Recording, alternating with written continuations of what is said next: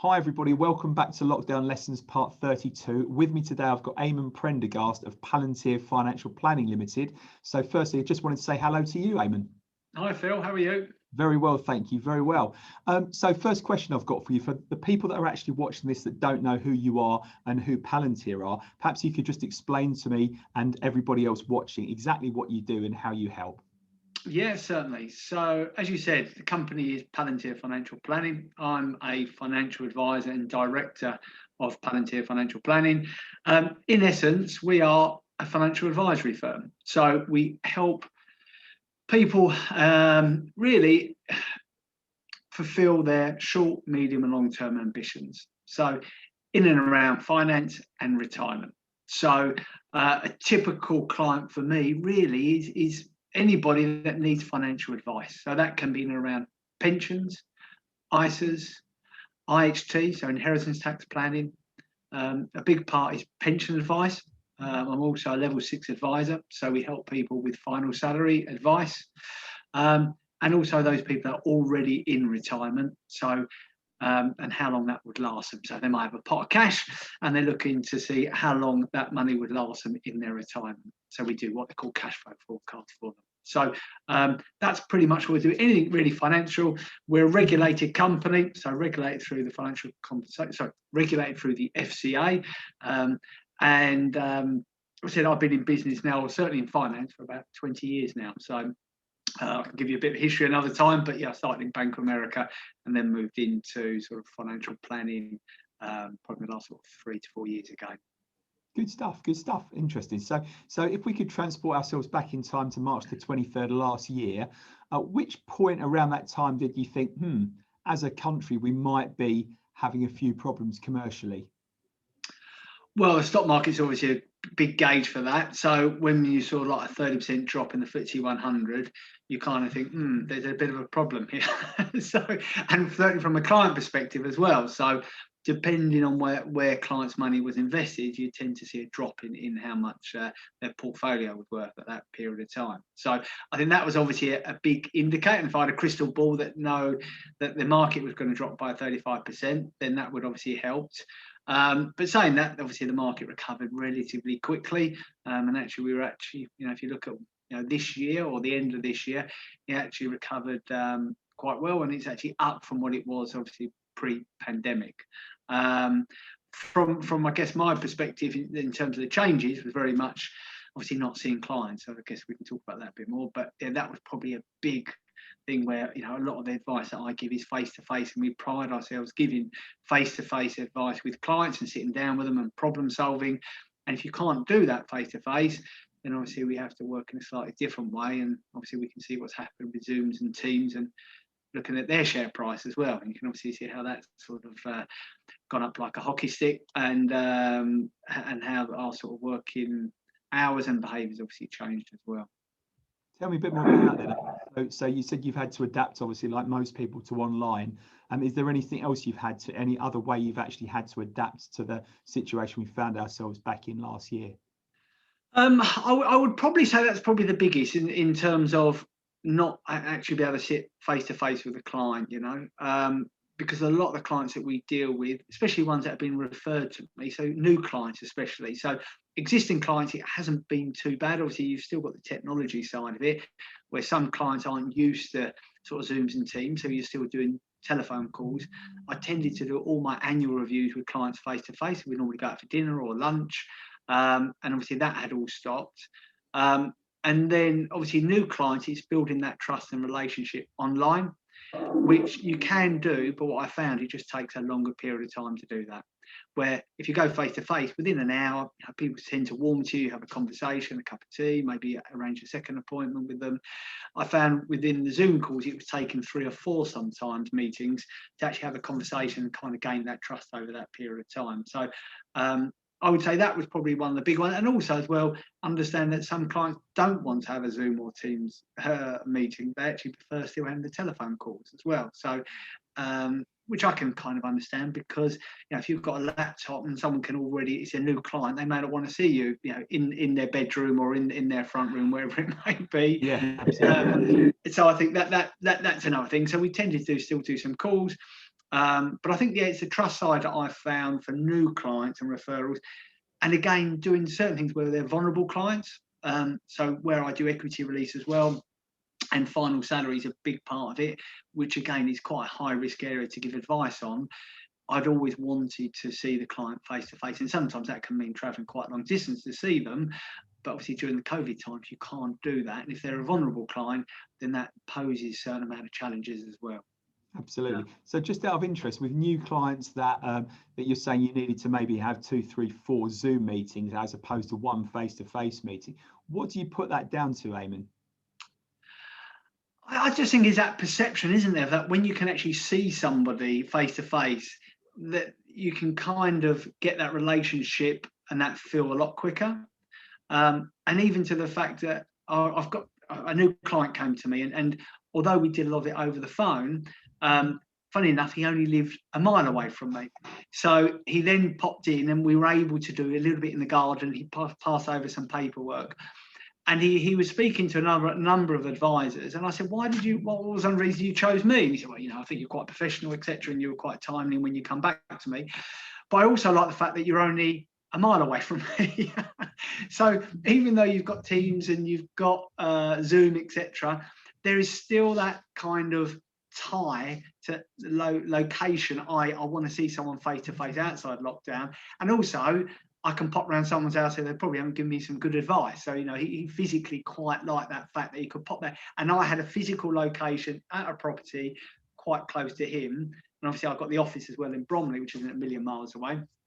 But it's just quite strange, that was one of his things that he quite liked, to have somebody there that he realised that it was a real person and they had a property quite close to where he actually lived as well. So and I think it becomes very much a psychological thing, doesn't it, where certain people that have worked a certain way and used to sort of dealing face to face.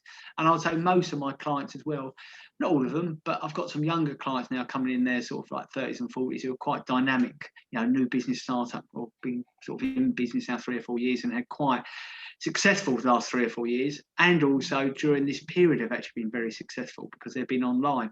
But the other end of the spectrum, I've got a number of clients in their sort of 60s who have got no interest in Zoom or Teams as well. So you kind of get a broad sort of spectrum.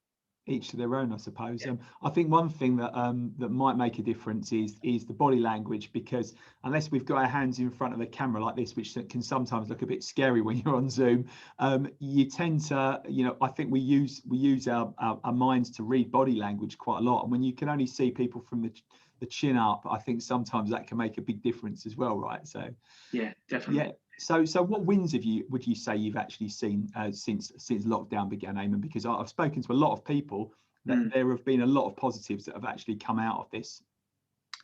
Yeah, I think probably the wins have been some of the referrals that have come through, which is still continuing, and they seem to be a lot higher as well for some reason, the last 6 to 9 months. Now that could just be coincidence, where we're building up a slightly larger customer base, and even going through, we network quite well with sort of accountants and solicitors, and that seems to have gone quite well as well. And we seem to be just getting this snowball effect as well now, where hopefully you do the right thing by one client, you're getting a number of referrals off the back of it. We don't tend to do a lot of sort of marketing, so there's not a great deal of sort of pay-per-click or organic searches. Obviously, we have a website, we've got a LinkedIn page, etc. But a lot of it still comes by way of recommendation referrals, and also as well, not just when they come through, but I find, again, talking about Zoom and Teams again, that those people are a lot more relaxed if they've already come through a referral where somebody was already an existing client, so they tend to be a lot more relaxed. So I'll certainly say that's probably a big win. Obviously, you have got the time aspect. So although I sort of said the positive sides and negatives of Zoom and Teams, where I may do 2, maybe 3, normally 2 annual reviews a day. So I'll try and go out, see a client in the morning, maybe take them for breakfast, then in the afternoon see another client, which could be 30, 40 miles away. You've got to write the reports up, and that would take another day or so, then do some of the due diligence and cash flow forecast, maybe take another day on top as well. So in theory, when you're doing it on Zoom, you can do like an hour and a half call, you could probably do like 4 a day. So you could actually be more productive as a consequence. So I've kind of seen that as well. And obviously there's less opportunity for clients to say they're busy, because obviously with a Zoom call, you can say, look, just slot me in for an hour, an hour here or an hour there. It's a little bit different than saying, let's go for lunch for sort of 2.5 hours. So I think that's probably been, I wouldn't say a win, but it's certainly been a slight positive. I've never really been one until this year. I've done a couple of sort of network meetings, more to the fact to sort of help other business owners, and obviously maybe even help myself. If someone's got some ideas that can help our business, not so much for actually networking and necessarily getting new business from there, but just to see if hopefully the knowledge and experience that I've gained over the last sort of 20 years in finance could actually help some other business owners, even on a pro bono. So obviously not charge them anything for that, which I think is an important part of what we do. There's certain clients that I speak to, we don't charge them anything. We just give them some guidance and help, and hopefully put them on the right path. And if they want to come back to us, they can. It's a good way of getting referrals as well if you help people. I've seen that. I've seen that through lockdown more so than at any other point in my 27 years in business. The sort of what goes around comes around school of business really works, and I've seen it work, and I actually track it as well, funnily enough. And it's interesting when you actually start to track that, who I've made referrals to and what I've received back, even if it doesn't always work, does it? But it is a great way of working. So okay, so you mentioned at the start of the conversation about the types of businesses and the types of people that you're looking to meet and how you help them. Who would you say, if you could pick a sort of an ideal client for you, someone that you can really help that would be perfect for you and your business, what would that person look like, Eamonn? That's a good question, Phil, because it's quite broad, to be honest with you. So we've got a number of different, criteria and segments that we look for, depending on the client. So a big part of my work historically was final salaries, and it's just given advice in and around that. So most of those clients tend to be over the age of 55. They tend to have quite high pensions. Therefore, they need quite a lot of advice in and around it. They've normally worked for a company for, say, 20 or 30 years. And then we help them possibly do the transfer, or certainly give them the advice in and around that area, and then help them long term. So that's one part, I guess. The second part is people who need some form of advice, obviously financial advice, and that can be really at any stage of their life. So, I've picked up probably 2 or 3 clients in the last sort of 6 weeks, and they've been in their 40s, company owners that have done really well for themselves, especially during lockdown, but may not have had huge pensions because they didn't really know about pensions. They might have an auto-enrolment scheme, but they're holding quite a lot of cash now in their limited company, and they want to know what to do with that cash because they can only reinvest so much of that. They're looking to draw some of that money out of the business, and what's the most tax efficient way of doing that, but also doing it through an investment vehicle as well. So I think that's probably been one of the key areas, I think, over the last sort of 6 weeks in terms of identifying one type of client.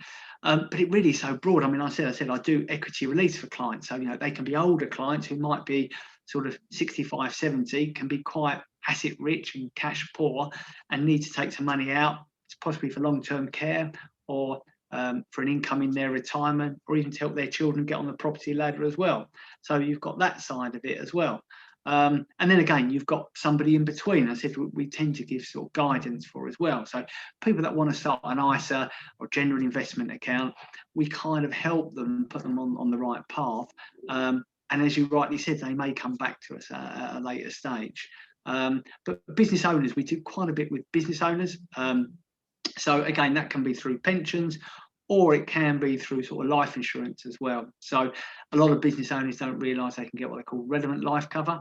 So relevant life cover can be paid through the business, tax deductible, and can be put into trust, so it won't form part of their estate if anything happens to them.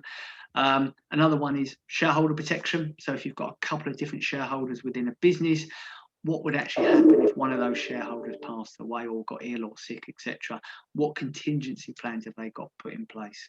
So not only is it from a growth perspective, helping obviously clients build their wealth, which obviously that's what we're looking to do, help them into retirement, but also have some sort of contingency in place as well. And a lot of the clients seem to know a fair bit about it, to be fair, but it's kind of putting that structure in place for them, and also they put it into the back of the pile. So I've got probably 3 clients today that I'm just chasing up for them to do certain things, you know, and it can be just signing a form. And if I wasn't there, probably pressurise them to do it, it just wouldn't get done, you know. It's a squeaky wheel against the wheel. So yeah, okay, that's been fantastic. I mean, it's been really interesting. I just wondered if anyone actually wants to get in touch with you off the back of this, what I'm going to do is I'm going to drop their details into the comments box below. But just out of interest, how can they best reach you, Eamonn? So obviously through the website, www.palantirfp.co.uk. Our email address is on there. Landline numbers on there as well, 0208 464 9012, or the mobile numbers on there as well. As I said, we don't do a huge amount of marketing. We are on LinkedIn as well. And I said, if you just type in Palantir FP, you'll bounce see us on Google as well. Good stuff. Well, it's been an absolute pleasure, Eamonn. Thank you so much. Good to see you again. And yeah, catch up soon. Okay, Phil, thank you. Take care. Bye. Bye.